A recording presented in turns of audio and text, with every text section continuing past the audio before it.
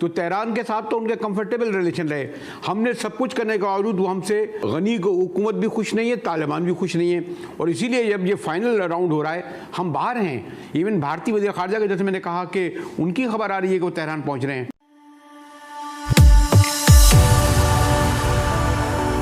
जय हिंद दोस्तों, मोदी देश में आपका स्वागत है। दोस्तों, आज पाक मीडिया अफगान तालिबान के बारे में बात कर रहे हैं। पाक मीडिया कह रहे हैं कि अफगान तालिबान ईरान में है, ईरानियन सरकार से बातचीत करने के लिए, और वहाँ पे भारत भी मौजूद है और भारतीय विदेश मंत्री ईरान के सफ़र पे है। और पाक मीडिया कह रहा है कि इसमें पाकिस्तान गायब है। तो लगता है कि तालिबान भारत से कोई डील कर रही है और पाकिस्तान को उन्होंने बाहर रखा है। तो पाकिस्तान तालिबान से अच्छे रिश्ते बनाने के लिए क्या कर रही है, और तालिबान की सरकार अगर अफगानिस्तान में आ गई तो अफगानिस्तान और पाकिस्तान के रिश्ते क्या होंगे। और पाक मीडिया इसमें रो रहा है कि हमने अफगानिस्तान में तालिबान की कितनी मदद की, उनके लोगों को पाकिस्तान में जगह दी, और अब तालिबान हमारे साथ ये सब कर रहे हैं। तो पाक मीडिया यहाँ पे भारत और तालिबान के नज़दीक होते रिश्तों को देख के रो रहा है। दोस्तों, ये वीडियो बहुत ही मज़ेदार है, तो इसे आप पूरा ज़रूर देखिएगा।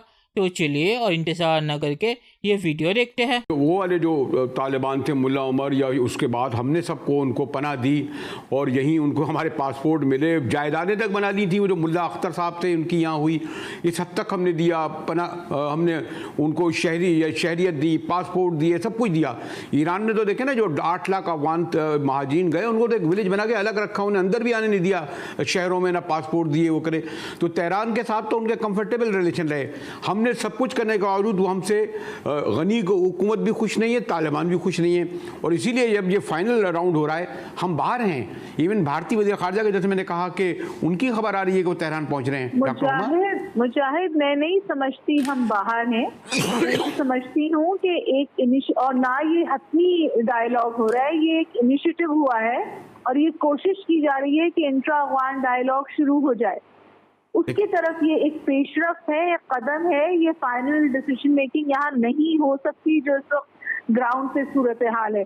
उससे भी ज्यादा अहम बात ये कि अगर इंट्रा अफगान डायलॉग किसी भी किस्म का होता है और उससे अफगानिस्तान में जो ग्राउंड पे वायलेंस है वो रुकती है, तो वो बात बिल्कुल पाकिस्तान के फायदे साइज में जाती है।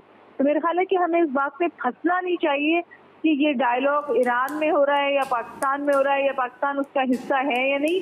अहम बात ये है कि इस वक्त इंट्रा अफगान डायलॉग में पेशरफ हो, ये सबसे अहम बात है।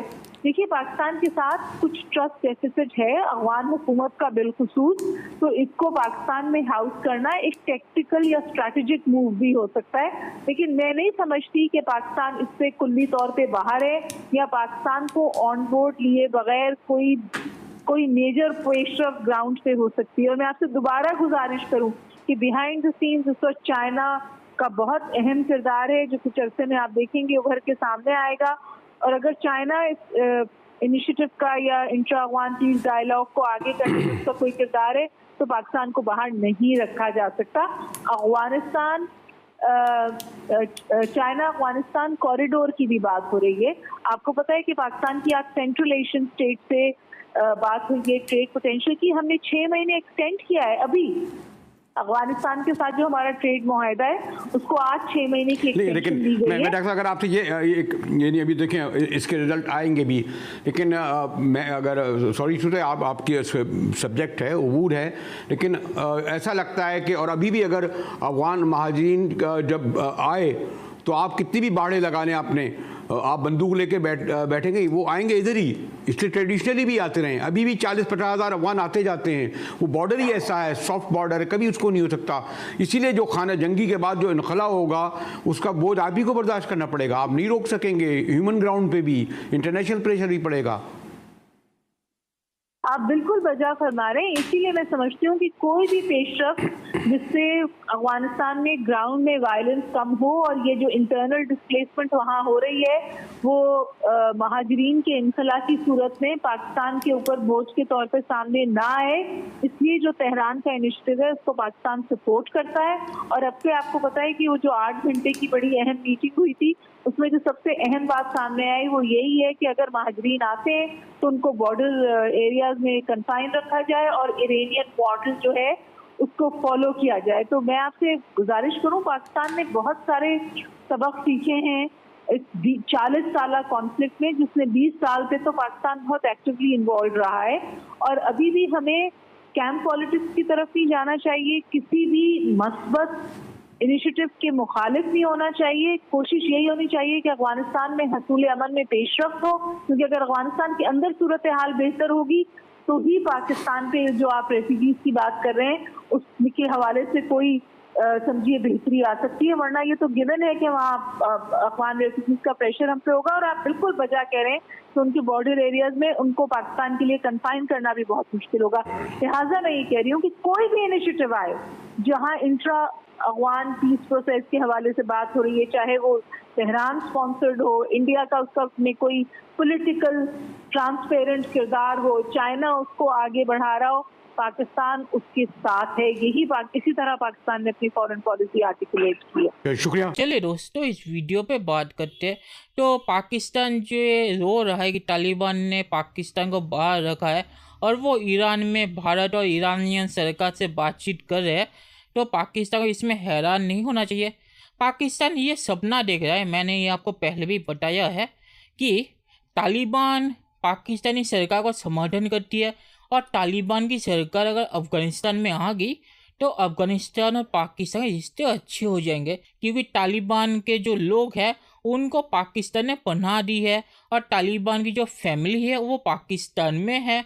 और जैसे पाक मीडिया ने कहा कि हमने तालिबान के लोगों को पासपोर्ट और पाकिस्तान की सिटीजनशिप भी दी है, तो पाकिस्तान इसकी वजह से ये सोच रहा है कि तालिबान प्रो पाकिस्तान है। पाकिस्तान यहाँ पे नहीं बोल रहा कि कितने लोगों को तालिबान के पाकिस्तानी सरकार ने 5-5 हज़ार डॉलर्स के लिए अमेरिका को बेचे थे। और तालिबान को ये अच्छे से याद है, और तालिबान को ये भी याद है कि कैसे पाकिस्तान से ड्रोन टेक ऑफ होके अफ़गानिस्तान में तालिबान के ऊपर हमले करते थे। तो पाकिस्तान यहाँ पे आधी कहानी बोल रहा है और तालिबान को पूरी कहानी याद है। तो पाक मीडिया जो कह रहा है कि इससे पाकिस्तान और तालिबान के रिश्तों में कोई फ़र्क नहीं पड़ता, ये बिल्कुल गलत है। तालिबान को ये याद है, और जब तालिबान पाकिस्तान को याद दिलाएंगे कैसे आपने हमारे बंदों को अमेरिका के हवाले किया पैसों के लिए, तब पाकिस्तान को याद आएगा इनका रवैया क्या है पाकिस्तान की तरफ। तो जो पाकिस्तानी सरकार अभी की जो तालिबान को बढ़ावा दे रही है कि आप अफगानिस्तान पे कब्जा कर लीजिए और आपके सामने कोई खड़ा नहीं हो पाएगा, उन्हें तब याद आएगा कि वो कितनी बड़ी गलती कर रहे हैं तालिबान की ऐसी हरकतों को बढ़ावा देके।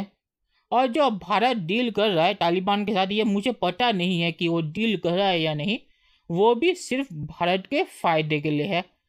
भारत को अपने लोगों को बचाना है अफ़गानिस्तान में, और तालिबान उन पे हमला ना करे, इसके लिए अगर भारत को कोई डील करनी पड़ी तालिबान से तो भारत को करनी चाहिए, क्योंकि भारतीय सरकार की प्रायोरिटी है भारतीयों की ज़िंदगी।